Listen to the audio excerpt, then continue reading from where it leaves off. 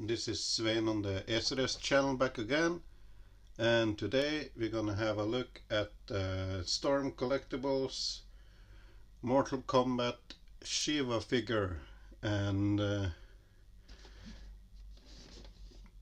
yeah, as per usual, you got the window display on the box there, logo and name on the front, along with a picture of the character that continues around the corner there.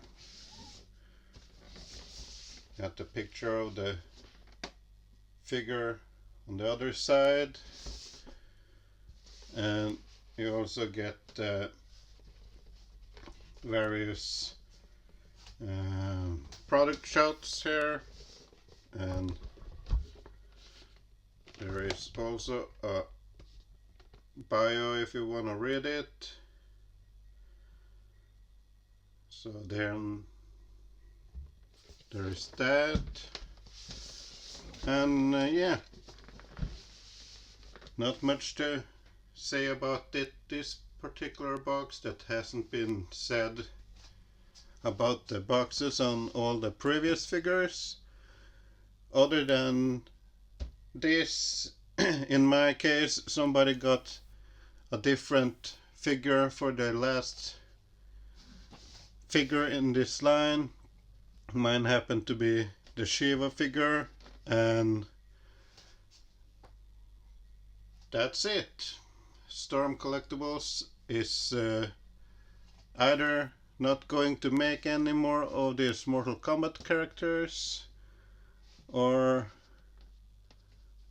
they for some reason managed to get approval of the licensing again and start making more figures. But at this point I highly doubt that. So this is most likely the last one in this series for me. So let's open it up and have a look at the contents. And inside the box you find the typical stuff. You find the clamshell with the figure, as well as another one of these insert pieces that you can use as a backdrop for photos. So there's that. And then you open the clamshell,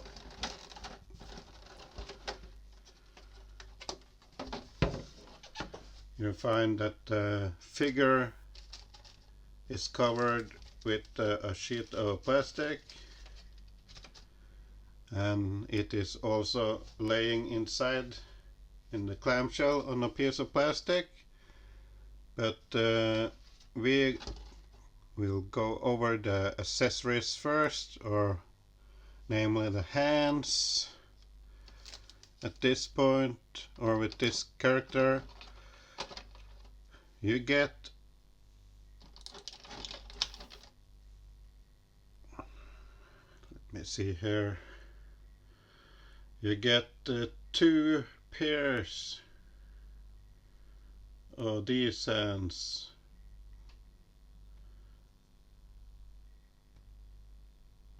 If I can focus.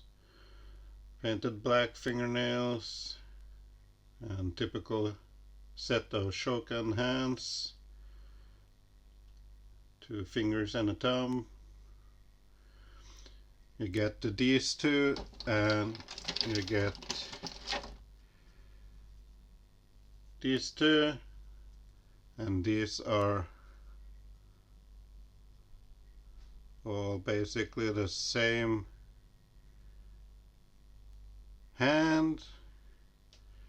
And I'm discovering a paint smudge on one of mine. Not sure if I can get that removed or paint it over, but yeah, you get 4 of these hands in this particular pose, 1 for each arm on the figure. And the same with these, like grabbing hands, painted the same way.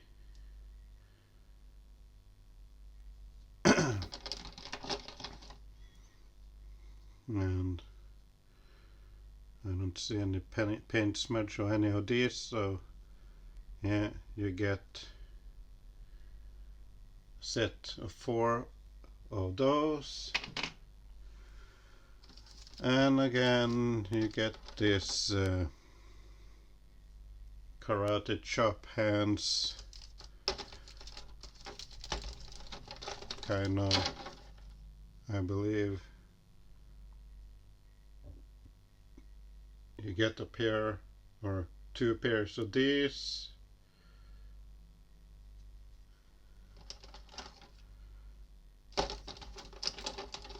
So 4 hands in total in that particular pose.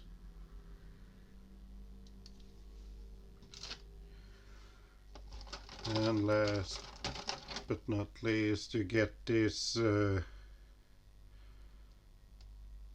I think they're praying hands, supposed to go like this or something like that. Basically a karate chop hand, but with the fingertips pointed outwards instead of inwards, like on this other one here. And yes, you get a set of 4, namely 2 pairs of these poster hands too. And on the figure itself there are closed fists. We'll get back to those. You get this extra head sculpt with a kind of gritting teeth expression. Nicely painted head with silver earrings there. You got these tiny bits horn pieces around the edge of her hairline.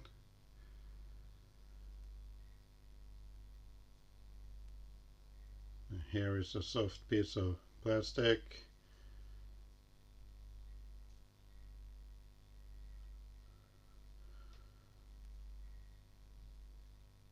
Nicely sculpted. And you get a fireball piece here. It's basically a transparent blue with a bunch of spikes on it. And there's like a peg hole under here for the stand that's under the figure. So yeah, that's pretty much it for the fireball accessory. And then there is the figure, but before we go into that one, under the figure itself there is this bag with the stand for the fireball, and it's the same piece of stand that came with all the other figures, so I'm not even gonna bother opening this bag up. But you get the idea. You can just mount it up to whatever height you want on this pole and place it wherever you want on this base, and then you just plug the effect piece on top of it, and there you go. So I'm leaving that back in the box here.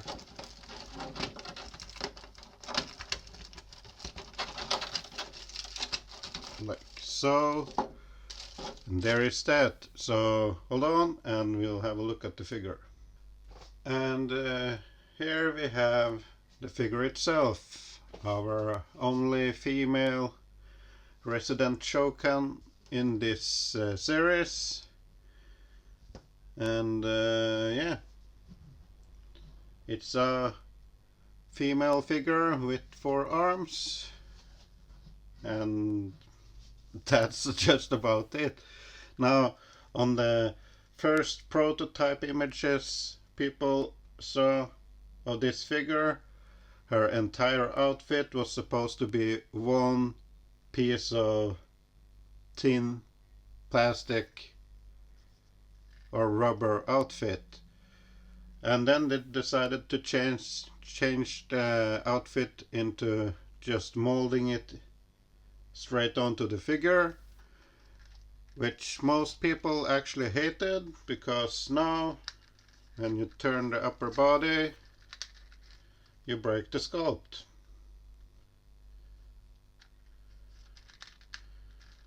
So there is that. There's a rubber piece on the upper body here, and what's new is that the lower body is a rubber piece too, because now they don't have any pant lines here to hide the sculpt. So to have the articulation in the lower body here,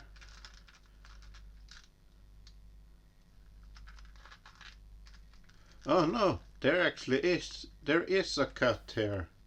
I didn't notice.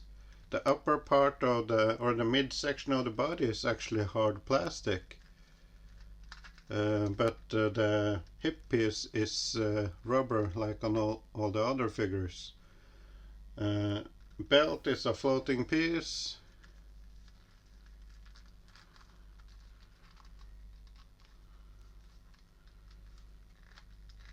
And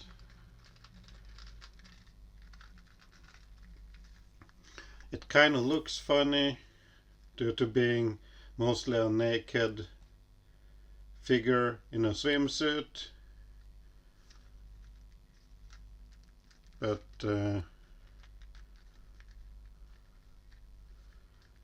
yeah, I'm trying to get this look somewhat right. I messed it up by bending the torso joint there, but yeah, it's a four-armed female figure. The articulation is the same as with all the other figures. You have butterfly joints, but on this particular figure there's a really good butterfly joint on the lower arms, and not like with Kintaro, Goro, that had like just a peg right into the side of the body. You actually got a proper butterfly joint in there. Arms can do a T-pose.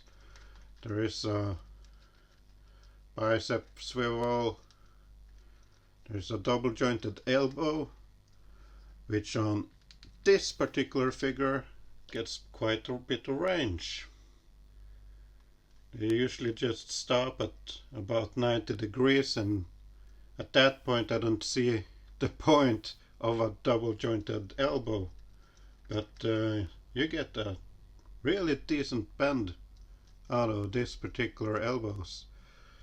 And there goes the hand. Give me a second. And while we're here, now they're gonna be like frozen stuck to the hand.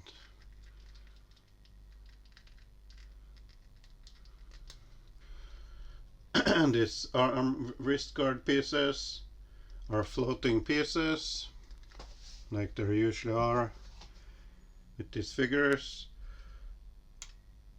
And there is a ball hinge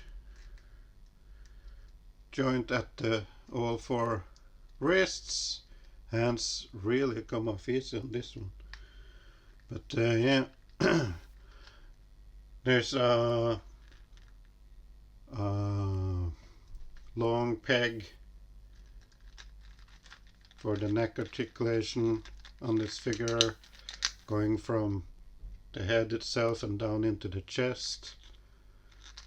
and you can get quite a lot of range on this. If you work with it, it's pretty shitty tight on mine, to put it that way. It's really tight, so I'm gonna try to be as careful as possible. What's not so tight is the hip joints. On this one it's like kind of not super loose, but they're not as sturdy as I'd like them to be. Again, rubber hip piece that will make way for any movement in the legs there, but I'd be careful to keep the figure in any particular extreme pose for a long time, because eventually the rubber is gonna fail. You got the swivel at the hip up there, move in and out. It can do a pretty wide kick, but the hip piece here it kind of gets in the way and starts to get stretched, and you get this really apparent gap in the hips there, or around the hip joints. You have a double jointed knee, giving you a little bit over 90 degrees. You have ankle bend up, down, and you get the ankle rocker, which is tight on mine. These ankle pieces here are floating pieces too, and yeah, on my figure at the factory they didn't manage to put the her left foot all the way in, so I'm going to need some hot water and first pull the foot completely off, just to see if there's some defect on that ball hinge peg, and then put it back on to look like tight like on the proper left foot there. So yeah, there is that. And here is the entire Mortal Kombat collection so far, and it's probably all we're gonna get. And these are all the characters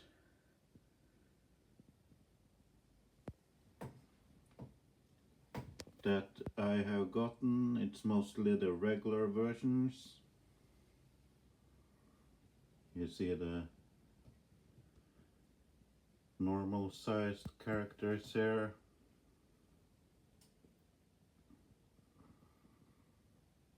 There's two more, and there's the Sheeva figure that in the game is actually one of the regular sized fighters, but in figure form she is quite larger.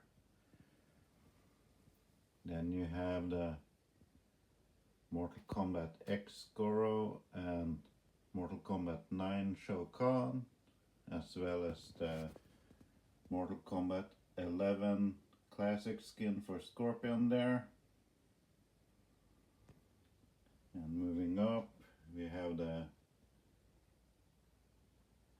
Mortal Kombat 3 sub-boss Motaro and Kentaro, the sub-boss from Mortal Kombat 2.